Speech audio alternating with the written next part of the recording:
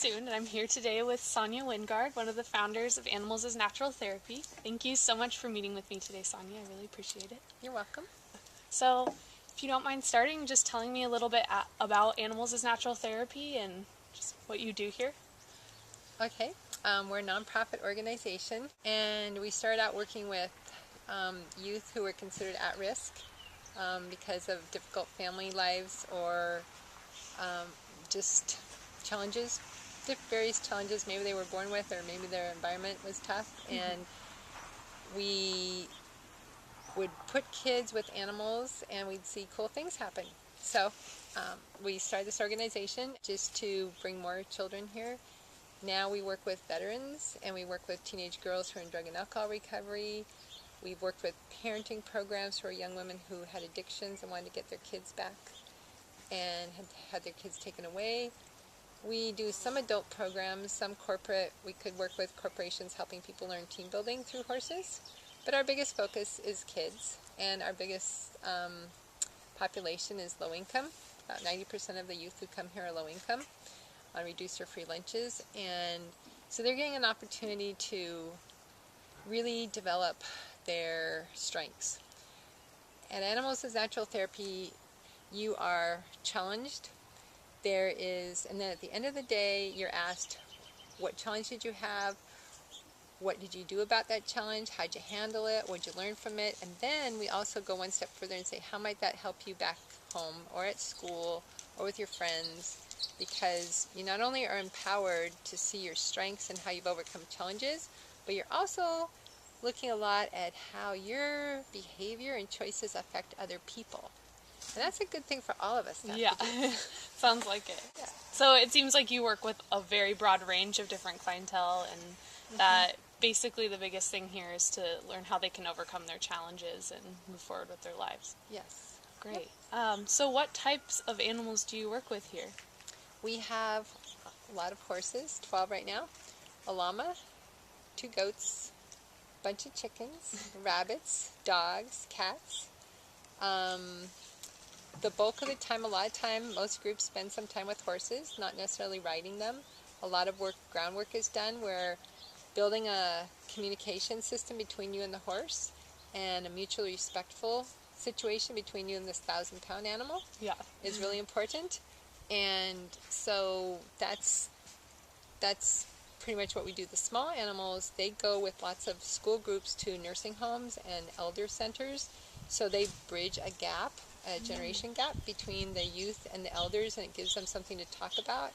The youth discover that they can bring joy, and that maybe they're not the problem kid that people have seen them as, and that they can really bring joy to someone, and they love the little animals. The animals, for the most part, bring them a lot of joy. Some of them know that they're mentoring girls who are drug addicts and been prostitutes and are trying to change their lives, and other ones just are happy to see kids with animals visiting them. So that's really cool. Yeah. So what I'm hearing is, you have lots of different types of animals, but through using the animals, you're able to help bridge age gaps between younger and older generations. It's really cool. So what does someone need to do if they want to get into this profession? What type of training do they need, skills, schooling? That's a really good question because it's a really new field. And I've been a nurse for 37 years, so my background is in summer camp nursing, school nursing, working with lots of families. So that's my background. And I didn't even own a horse till I was 32 or have a farm till 20 years ago. So a lot of it is just, I went to lots of workshops on natural horsemanship, on starting to listen to read horses. I think that our counselor went to, she got a master's degree in family therapy, but she didn't want to work in an office, and so there's that element. So, other people here come here, some people will be a part-time instructor here, and they've got a horse background, they've taken classes in how to teach horseback riding. We have to have that for liability. But they also might be doing fundraising and have a degree in fundraising or public relations or anything. So Life education is really good. And as far as a degree or something, human service students are lined up for that direction. And recreation therapists too might go that way or this way. nice. So it's kind of just being open to the possibilities and willing to take some pretty intense workshops and educating yourself in listening to animals and horses and learning to hear them in a new way. Like they call, there's that saying about the horse whisper. Yeah. But I kind of think we're more horse listeners. They're doing the whispering and we're listening. That definitely makes sense. Did Animals as Natural Therapy open? We got incorporated in 1999. Okay. So 14 years ago. Great. And we didn't know anything about running a nonprofit.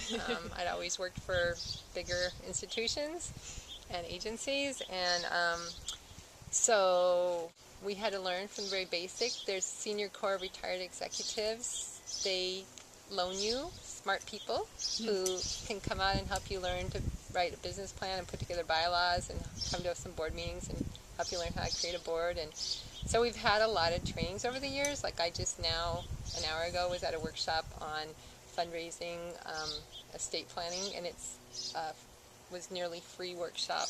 They have lots of things. There's like 90 nonprofits in Whatcom County. Wow. And so there's a lot of people up here who are doing amazing work, and they have to figure out how to fund it. Mm-hmm. So they have workshops for us. So there's always ways to learn all the different elements of doing this. But my favorite part is outside with the horses. It's not the fundraising.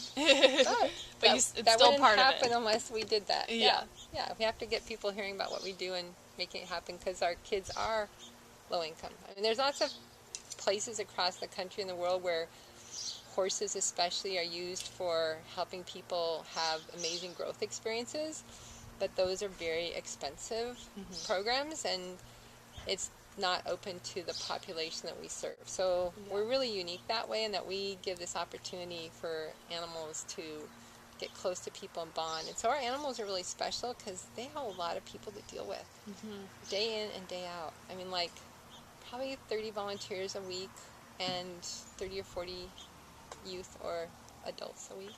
Yeah. So it seems like the animals here probably get their fair share of attention, and it's good that they're able to be, so easy adaptable to different situations, different people, and all of that. And it's great that people that are low income are able to come here and, really be able to actually do this. So is there any types of clients that would not be well suited for Animals as Natural Therapy? They've said that, like in workshops I've been to, that you should never let anyone come on your property who's been abusive to animals. But some of the biggest testimonies we have here are from kids who have a history of being abusive to animals. And sometimes you don't even know it. We had one boy in high school, and we didn't know that about his past. And one day I told him to tug on his horse, Moonshadow, and he said, "I can't." And I said, "You can't even give her that little tug on the rope. It's not hurting her." And he says, "You don't understand. I used to be really abusive to animals." Oh, wow. And since coming here, I'll never do that again. And I have so much love and respect for them now. And I was like, choking up. Yeah. And then he said, the greatest thing of all, he said, "And the best thing about working with Moonshadow," as he put his hand on her, "is that she's helped me forgive myself." And so not only did he decide to see them in a new light, but he forgave himself for his past. That's really, really cool. That's not something that can come up in a lesson plan. And so if we would have screened him or other kids, if I have a kid that I know has been abusive to animals, I work one-on-one with them. I don't take my eyes off of them for a minute. And we use everything here. Like one day it was a snake. We would find a snake sunning on the rock, and we would talk about respect for this snake and how delicate its life was. And baby chicks were born that day that boy was here. And I talked to him 10 years later, and he told me that it turned his life around. And he decided he had to change his life and make friends with people instead of pushing them away. But it was working with that chick and that horse and that snake and whatever came up that day. And if we'd said, "No, you can't come here because you've been abusive to animals," he wouldn't get help. He could be a serial killer now, It's like, Yeah. It's like you just, it's amazing. Wow. You know, I haven't found anybody that we really had to turn away. Wow. But, it's Yeah. just... That's great. So it sounds like Animals as Natural Therapy is open to all types of people, and everyone has a different background, and it seems like even if you're old or young or somewhere in the middle, or you have dependency issues, that everyone's welcome here, and that the animals are really important to the healing process. And anyone who's got physical disabilities that can't walk around, they wouldn't be doing the regular programming, but we've had like petting zoos where kids from special ed class came in their wheelchair and whatever, and the llama would go up to them and snuggle with them, and he seemed to know. He was afraid of other people, but not afraid of the kid in the wheelchair. So yeah, it kind of works out somehow for most people. Wow. Thank you so Yes. much, Sonja, for meeting with Thank me. you. I really appreciate it.